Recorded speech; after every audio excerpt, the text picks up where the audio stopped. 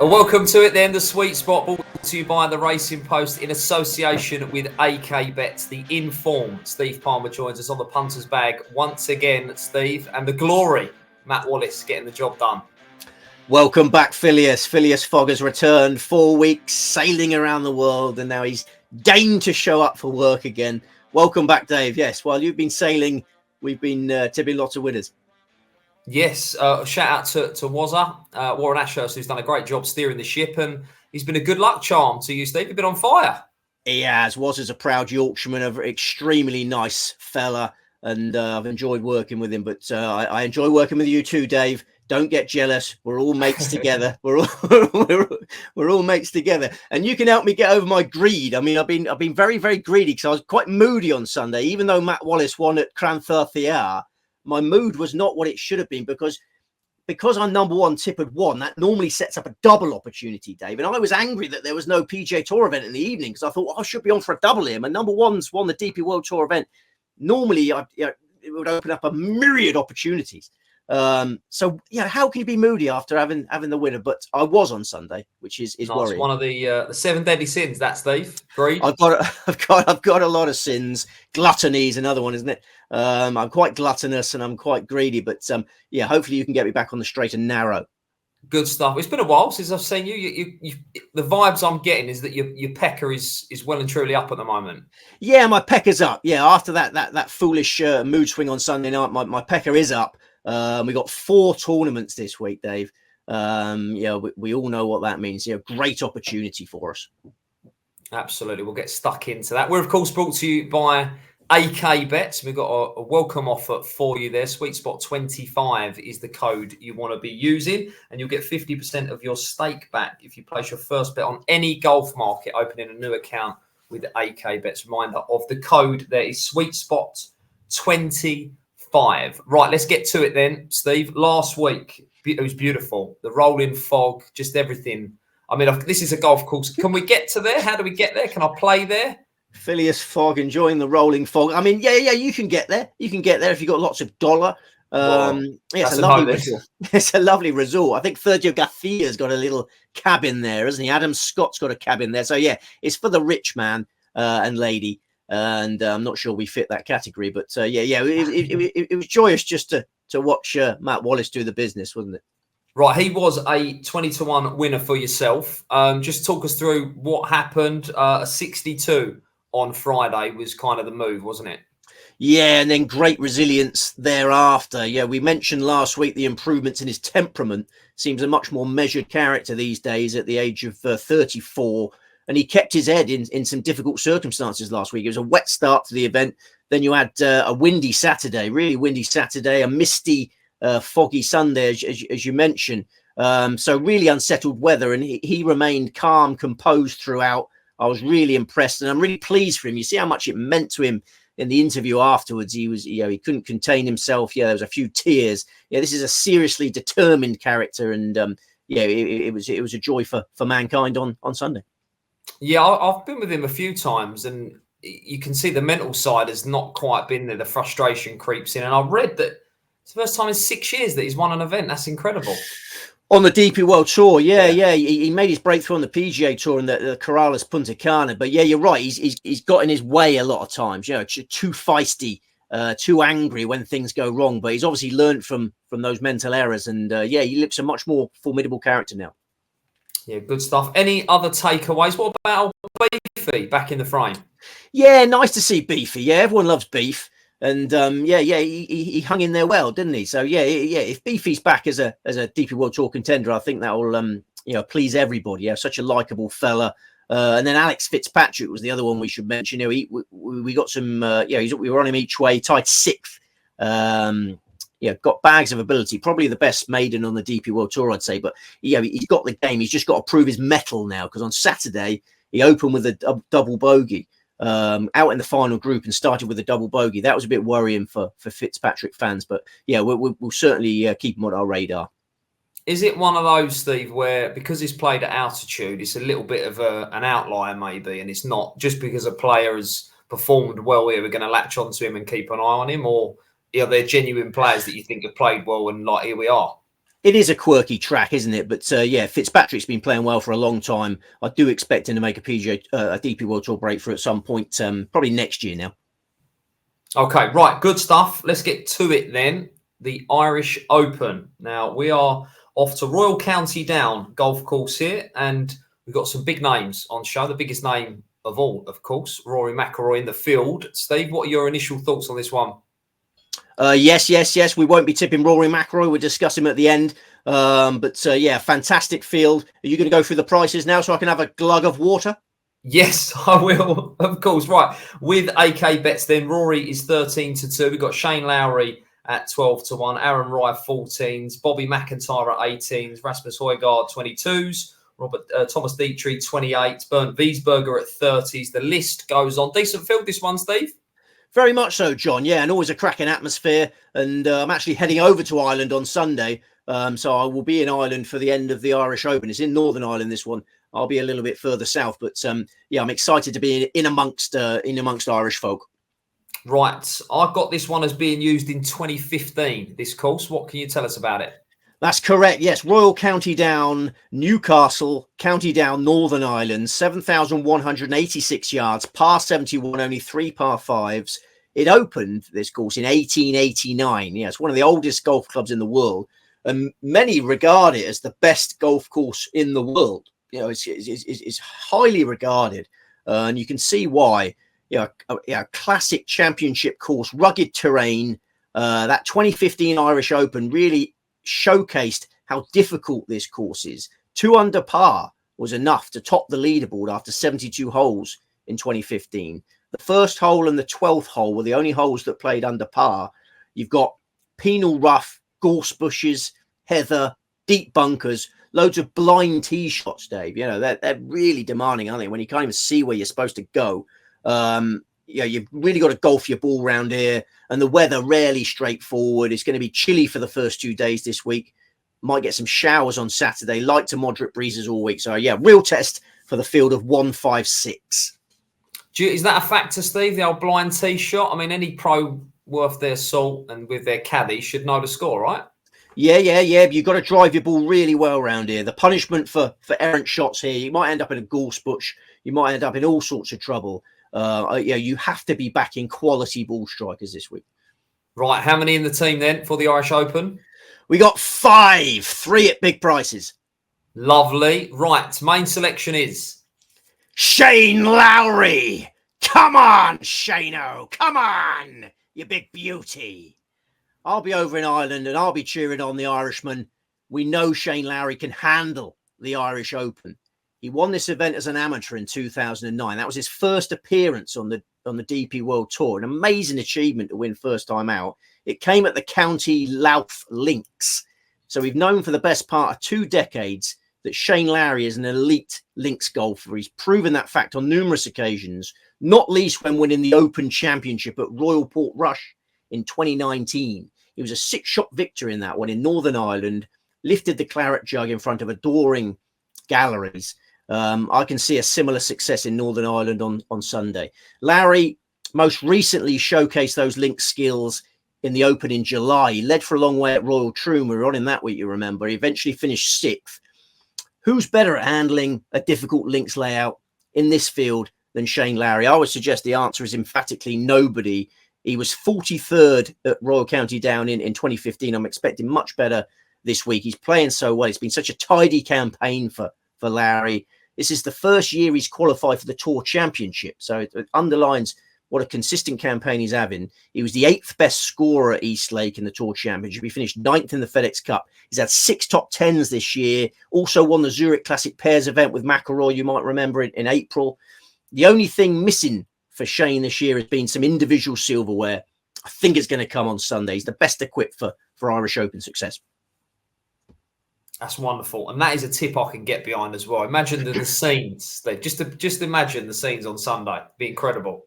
Well, that's it. I mean, the scenes at Royal Portrush in 2019 will live long in the memory. He's a joy spreader, isn't he, Big Shano?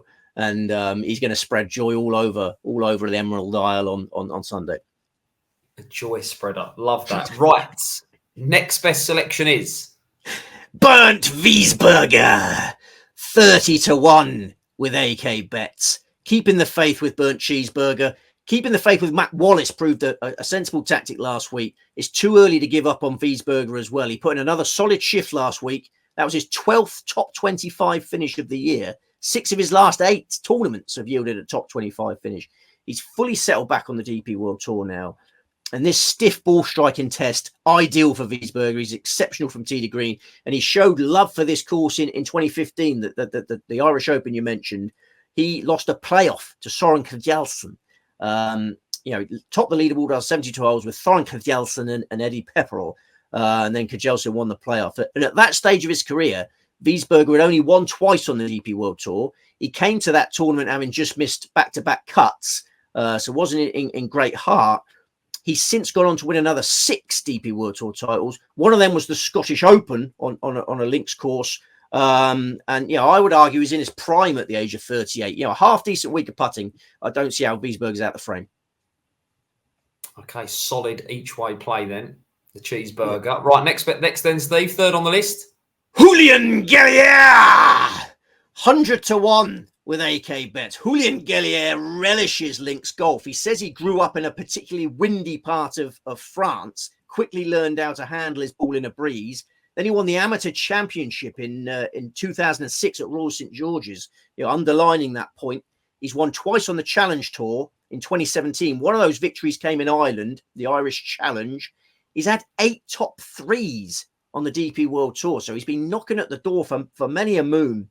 Will he make his breakthrough this week? He's 39 years of age. I think it's entirely feasible. He went close at Hillside, another links track on the DP World Tour. 2022 Kazoo Classic. He was third in that.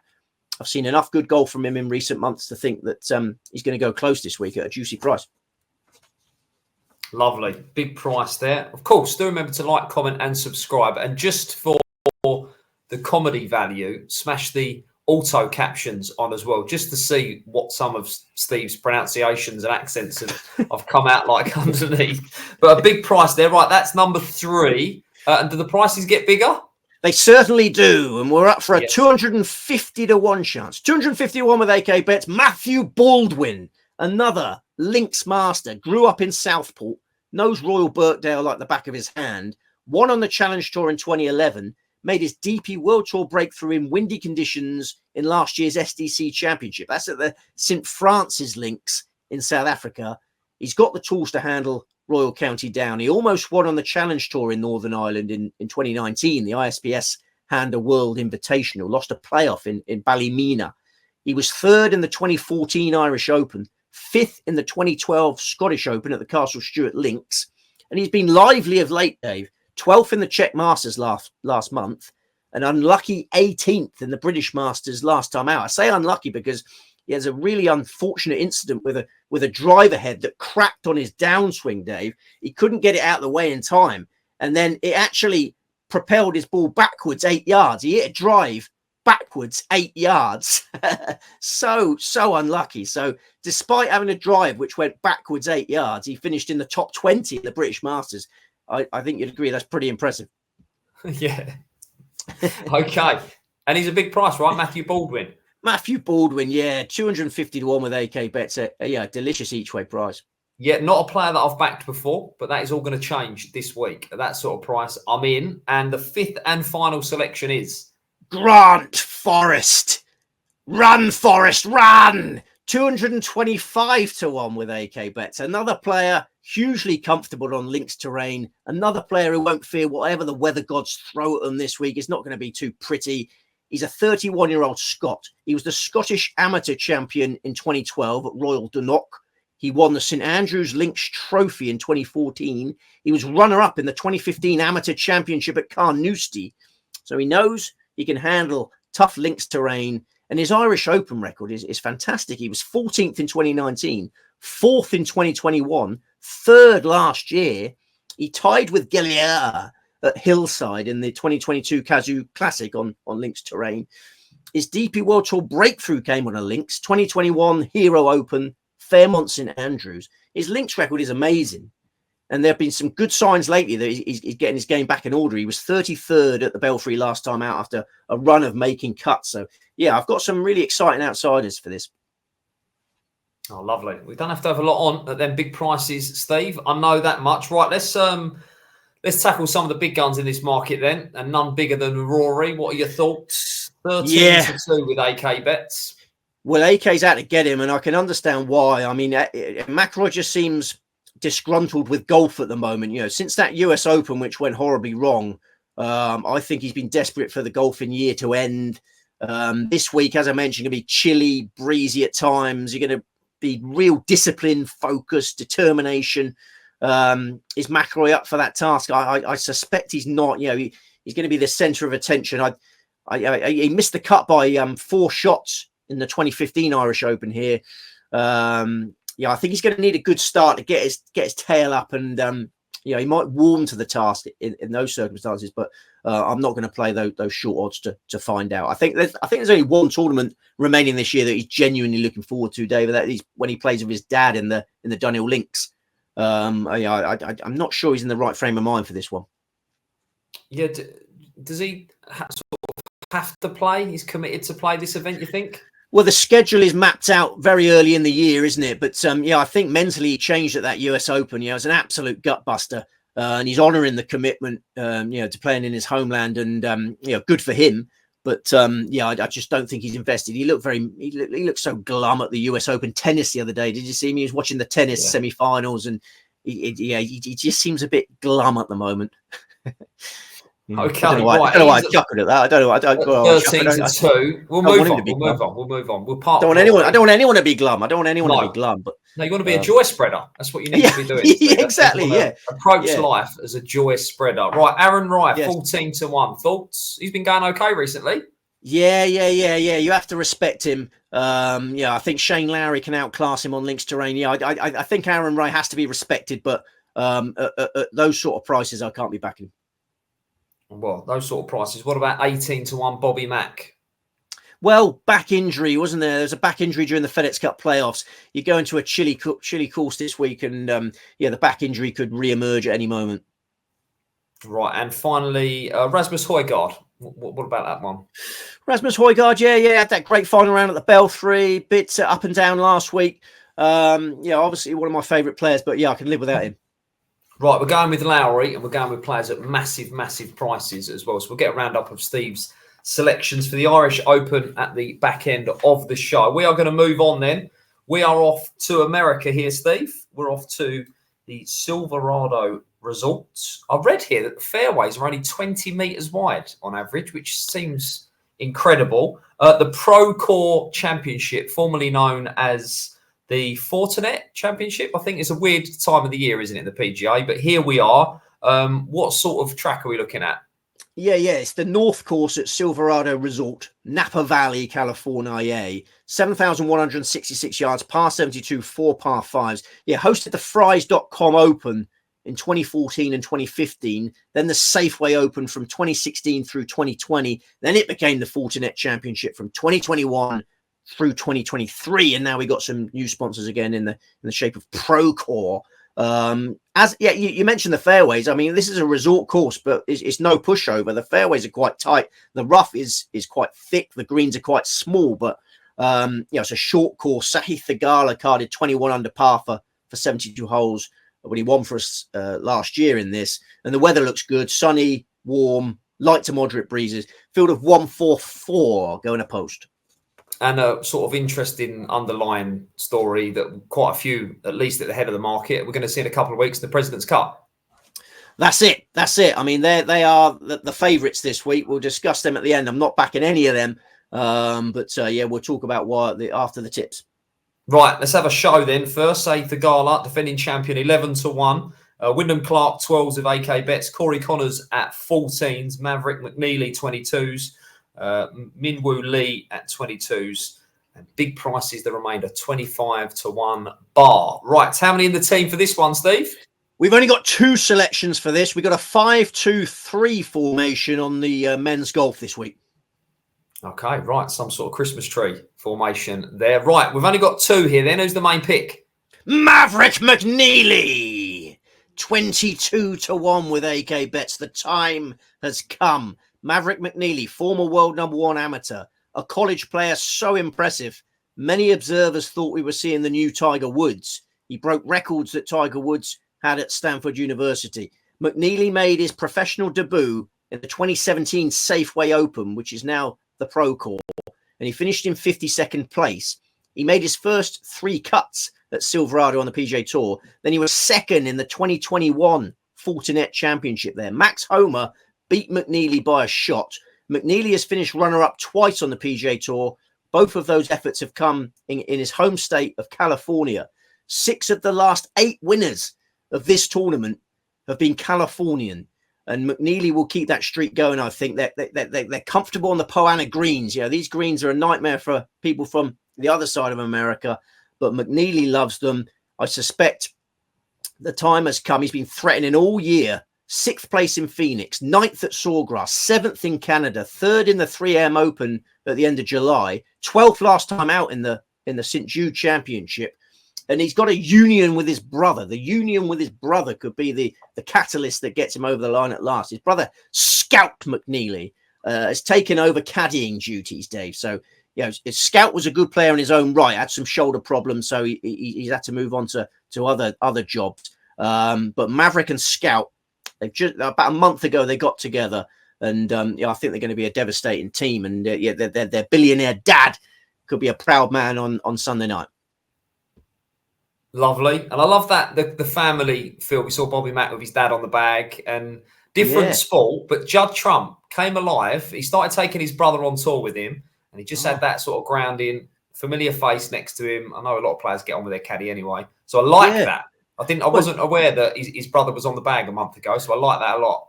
Well, this is it. He got rid of his old caddy, and a month ago, the union with Scout. And you remember Dustin Johnson, obviously. Dustin Johnson and his brother had great success together.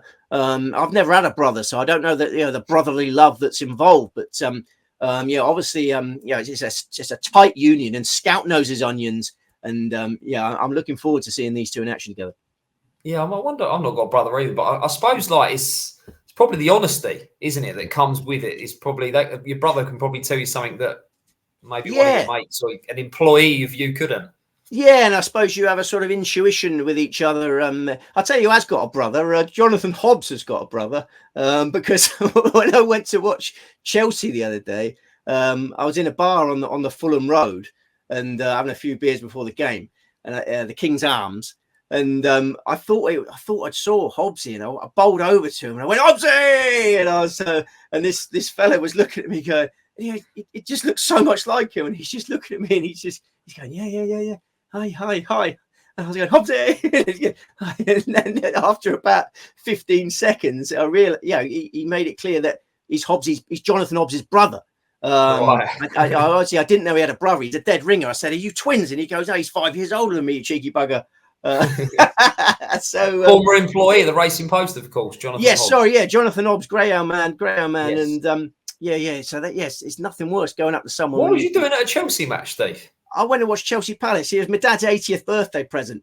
And I got tickets. I got a couple of season tickets. Do you not like your dad? I got a couple of season tickets and went to that. And I was so convinced that was Jonathan Hobbs. But fortunately, the fella that was with Hobbsy's brother was a big Sweet Spot fan, and he intervened and managed to sort it all out. And he wanted a photo with me, and that smoothed it over a little bit. So sorry, I've gone off on a tangent. A little bit of a tangent, but it's all good. Right, we are with Maverick McNeely, main selection 22-1. Who is the other pick here? JJ Spawn, 35-1 with AK Bets. Another Californian-born player, should be ultra comfortable this week. Like McNeely, he went to college in California. He won on the Canadian Tour in 2015. He won on the Corn Ferry Tour in 2016. His PGA Tour career has had some injury and illness issues, but in 2022, he was fit and firing again, and he made his breakthrough in the 2022 Texas Open. 9th in the 2020 Safeway Open, 11th last year.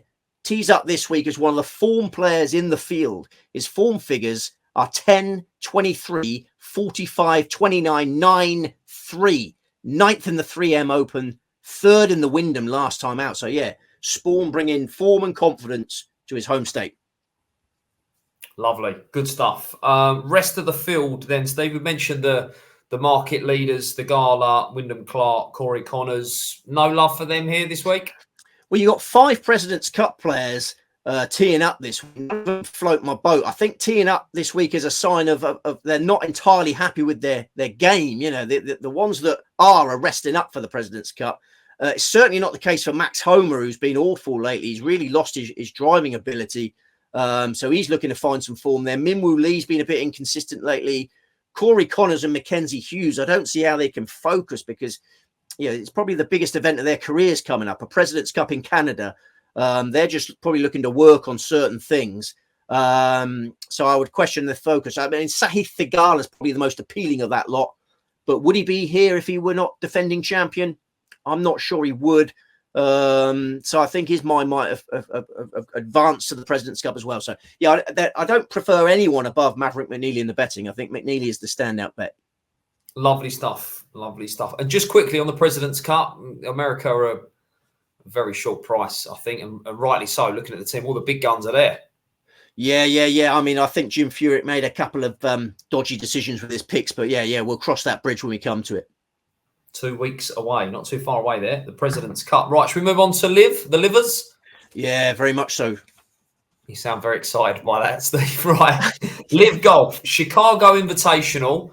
There's kind of going to be the story here of Jon Rahm against Neiman, isn't there? Just sort of give us that. That's kind of the main point of this final event, I think, isn't it? Yeah. There's £18 million up for grabs. Sorry, $80 million going to the season-long winner, and there's only 2 that have a mathematical chance, and that is Jon Rahm and Wacom Neiman. Does anyone care? Other than those 2, because there's a lot of money involved. They will care, but does anyone really? You know, is it a betting heat? It's not very interesting, is it? No. I mean, they care. I expect Wacom Neiman probably cares slightly more than Jon Rahm, but yeah, they all love money. These guys, and hopefully, we're going to make some money on the event. Good answer. That's right. Course. Let's talk about the course here then. Where are we, and what is it like? Well, it's a new one. It's Bolingbrook Golf Club, Bolingbrook, Illinois, 7,104 yards. So very short, par 72, 4 par 5s. It's got a drivable par 4 as well. The first 2 LIV Chicagos were at Rich Harvest Farms. So we've gone to a new venue for the 3rd edition. And you mentioned all the money involved this week. It's fascinating for me, this, because Bolingbrook, you know, is a really humble course on the outskirts of Chicago. It costs less than $100 at peak rates to play this course. And they've got $18 million in prize money being handed out upon it. 3 of the par 5s are really easy.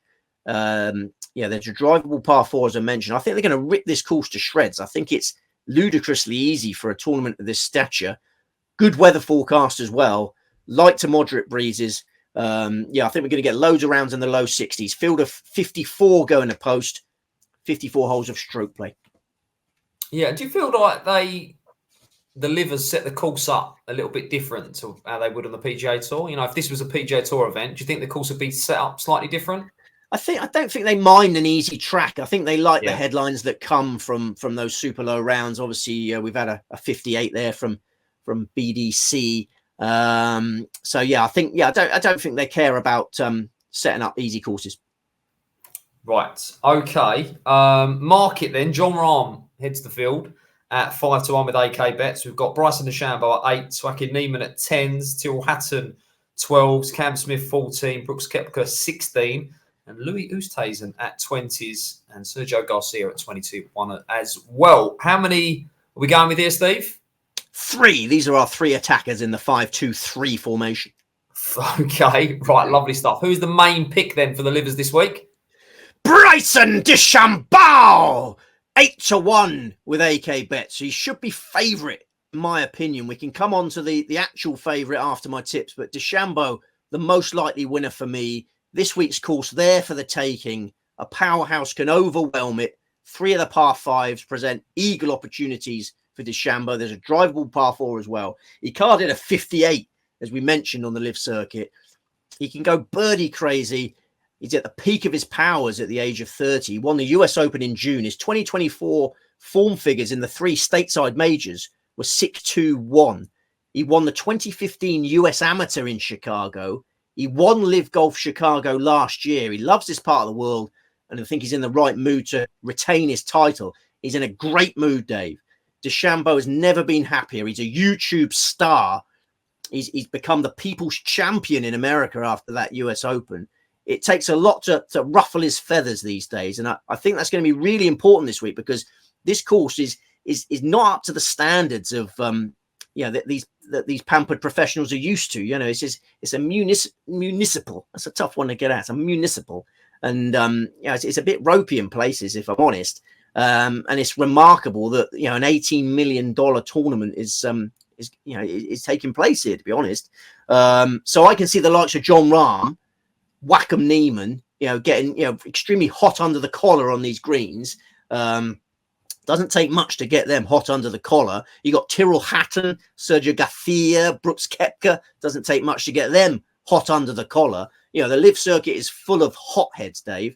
But I see DeChambeau just having fun like he does now. The modern DeChambeau just has fun. He actually plays a lot of municipals on his YouTube channel. He goes to municipals and plays fun games with John Daly and Donald Trump and various others. He just likes having fun, and I think he'll have the right attitude for this. And he's got focus for the team event. The Crushers. He's the captain of the Crushers, and they're top of the team standings. And next week you've got the team finale. So winning this will help with that. So it's all about DeChambeau this week. Lovely, good stuff. And there are hotheads. Do you think we'll see Garcia maybe take his shoes off and throw him out of a bunker or anything if he's not happy with conditions? Yeah, there's a lot of hotheads. I mean, Patrick Reed, did I mention him? I mean, the LIV Golf circuit is sort of 80% hotheads. And DeChambeau. I'd like to see a LIV Royal Rumble. I think that'd be quite a good viewing. Yeah, I agree. And DeChambeau used to be a hothead, but he's like the darling of American golf now, isn't he? What a turnaround. Yeah, he's cool as a cucumber. He let everyone touch his trophy after the US Open. Yeah, it was an amazing PR stunt, but he invited everyone in the winner's speech to come and touch his trophy. Come and touch my trophy. And they all did. They were queuing up, and it was getting dark, and the tournament organisers are thinking, I said, come on, mate, we need to shut this place. But that's the measure of the man these days. And you mentioned his YouTube channel. Superb. I've not watched the John Daly one yet, but the Donald Trump is worth a view. Yeah. He loves it, doesn't he? He's got time in his hands with the LIV circuit, not playing that often. He keeps himself active. He's loving life. LIV's been fantastic for him. It hasn't been fantastic for John Rahm. No, another joy spreader. Another joy spreader for sure. Yeah. Right, here's the main selection then, and he is 8-1 with AK bets. Who's he joined by? David Pudge, 40-1 with AK bets, a rising star of the sport, well suited to this week's assignment, a very aggressive player. This course sets up to be attacked. He made his LIV Golf debut in LIV Chicago in 2022, so this tournament holds fond memories for him. He's looked like a champion in waiting for me lately. He was third in LIV Houston in June, top 15 finishes in his last 2 LIV starts. Hugely impressive elsewhere on the Asian Tour. He's been winning. He's been contending every time he tees up on the Asian Tour. He's been qualifying for majors. He's definitely worth an each-way ticket, is Pooge. He's got the game. Big price as well. Okay. And you mentioned the team event, Steve. Do you care much for that? Is that something that we could have bet on at the start? You couldn't bet on the season-long race, but every week a few firms trickle out their team event prices, and next week it'll be fully focused on that. There'll be no individual betting next week. It'll be the team event, and maybe Crushers will come out on top. Okay, right. And he's the captain, DeChambeau. Yeah, the Crushers. I don't take any notice of the team stuff. Oh, do you not? No. DeChambeau is the captain, and it had to be with a name like Crushers. He had to be. Well, he's got a strong team. Paul Casey, Anaban Lahiri, Charles Howe normally in that team, but he's been injured for a little while. So DeChambeau's had a lot to think about this year. He had to bring John Catlin in off the subs bench, and the captain's role so important in LIV Golf. Okay, right, sounds it. John Rahm then is our 5-1 market leader, and you mentioned there that maybe he won't enjoy the conditions, and that might count against him. I mean, there's got to be a lot in his favour to be playing at 5-1, isn't there? And there clearly isn't. No, I think he'll throw his toys out the pram pretty early this week. It'd be raging at the greens. He's like a volcano waiting to go off. Yeah, I think the money probably does mean something to Jon Rahm, because he likes talking about generational wealth, doesn't he? And setting up the Rahm dynasty. And another $18 million if the Bolingbroke greens cost his grandson's grandson a solid start in life, then he's not going to be happy with that, as he said. I think Rahm's an accident waiting to happen this week. I think the head's going to come off. And he wouldn't be a joy spreader, would he, Jon Rahm? I think he's a joy killer more than a joy spreader. He wouldn't be a joy spreader. No, he's a volcano. But there is one player that I am backing this week that you could describe as a hothead.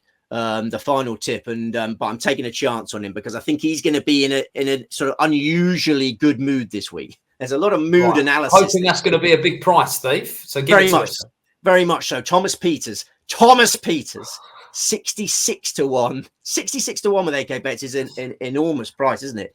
Because he's returning to a state that he absolutely loves. He enjoyed himself here at the University of Illinois, top class amateur. He warned us how good he was going to become with that amateur career. Turned pro in 2013, has won 6 times on the DP World Tour, starred in a Ryder Cup, finished 4th on his Masters debut, won the World Cup, then joined LIV Golf in February last year. His second best LIV result of last year came in LIV Chicago. He was second in the Soodle Open on the DP World Tour in May. He was brilliant over the weekend of his last LIV event, LIV Greenbrier. So, I think Peter's going to be more invested than usual this week in the American state he loves more than any other. And I see skepticism. You love him more than any other player, don't you, Thomas Peters? How many times in your tipping career do you think you've tipped Thomas Peters? Yeah, I know what you're saying. I'm a Peters loyalist, but a focused Peters is a dangerous animal indeed. And I think you're going to get a focused Peters this week. Okay, right. He is a big price then. I wouldn't want to be playing him at a short price, but he's a big price. So we'll take that on board. Right, we've mentioned Jon Rahm. A word on Neiman, who's obviously the other player in the frame for the big bucks. Yeah, he's had a cold putter lately. Obviously, I've got huge respect for him, but I much preferred DeChambeau at the prices. No, there's no one else. There's definitely no one else to get involved with in LIV Golf. I just checked my notes here. I don't think we had anyone on the radar there. No, it all fell into my lap this week. This is when things are going well. Things just seem so easy and so straightforward, and you see things so clearly. So I'm seeing the ball big at the moment, and very happy with my staking plans this week. Good stuff, Steve. Right, we'll wrap up with the Solheim Cup then. That is on. What is it? Where is it? And how do we bet on it? Yes, well, it's USA versus Europe. Robert Trent Jones Golf Club, Gainesville, Virginia. 6,903 yards, par 72. The course opened in 1991. It's built around Lake Manassas. Widely regarded as a masterpiece. We're seeing some great golf courses this week. I mean, Royal County Down, as I say, a lot of people think it's the best golf course on the planet.